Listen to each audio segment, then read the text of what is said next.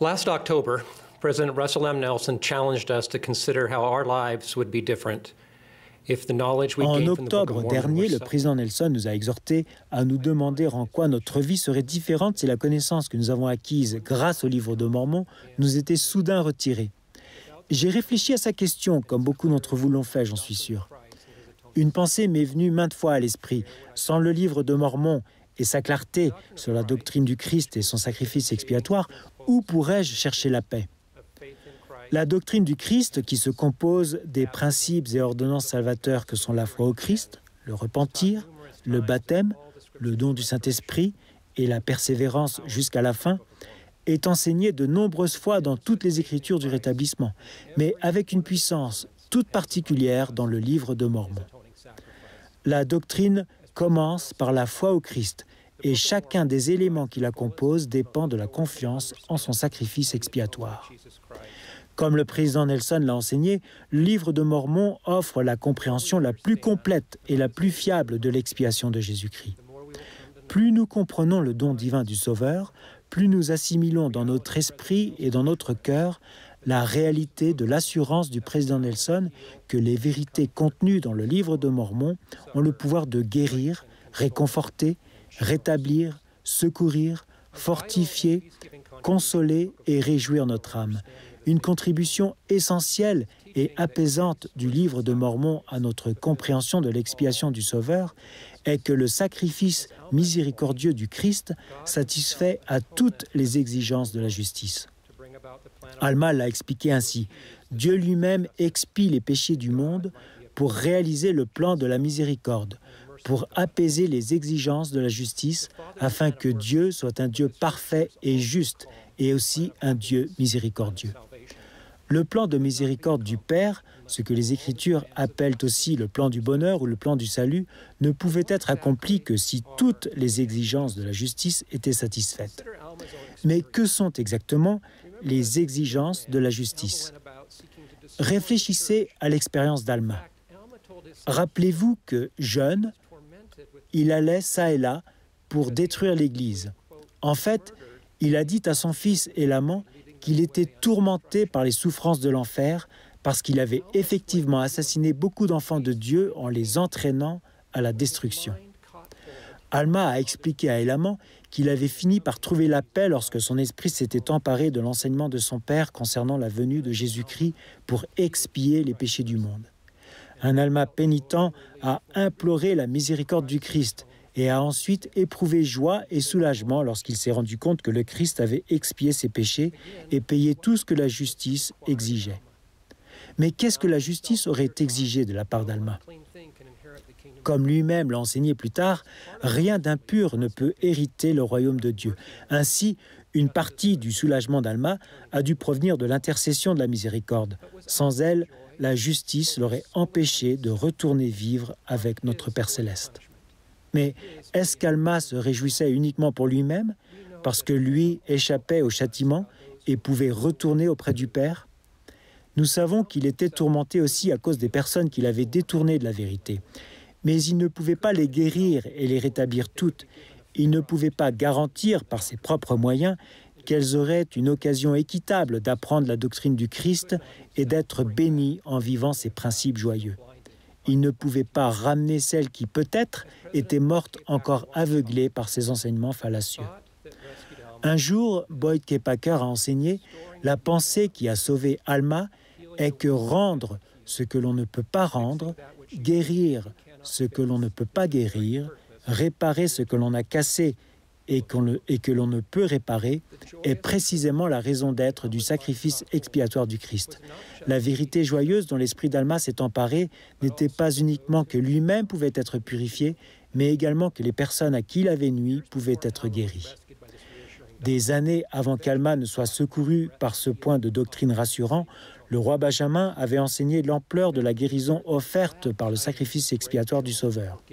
Il avait déclaré que la bonne nouvelle d'une grande joie lui avait été annoncée par un ange de Dieu.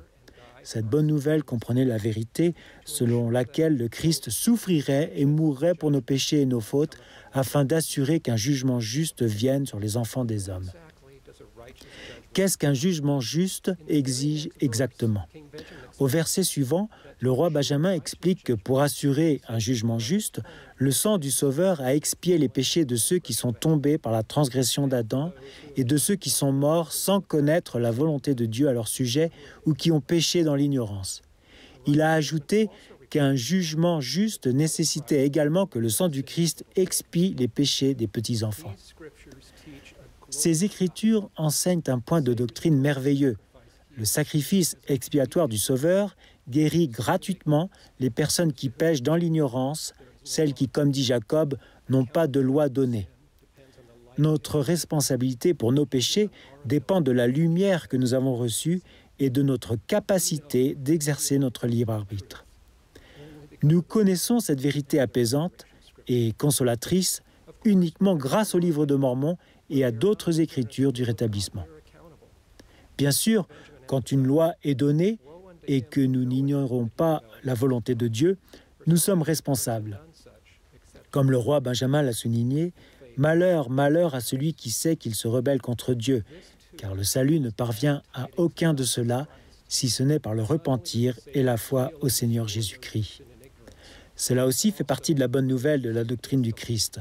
Le Sauveur guérit non seulement les personnes qui pêchent dans l'ignorance, mais également celles qui pêchent contre la lumière, à condition qu'elles se repentent et exercent leur foi en lui.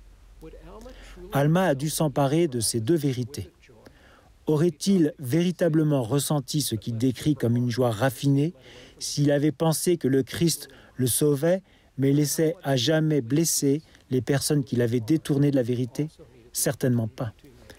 Pour qu'Alma se sente totalement en paix, les personnes qui l'avaient blessée avaient aussi besoin de la possibilité d'être guéries.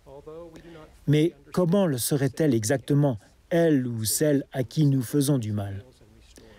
Bien que nous ne comprenions pas pleinement les mécanismes sacrés par lesquels le sacrifice expiatoire du Sauveur guérit et rétablit, nous savons que pour assurer un jugement juste, le Sauveur ôtera l'ignorance et les épines douloureuses des blessures causées par autrui. Il assurera ainsi à tous les enfants de Dieu la possibilité de choisir avec une vision dégagée, de le suivre et d'accepter le grand plan de bonheur.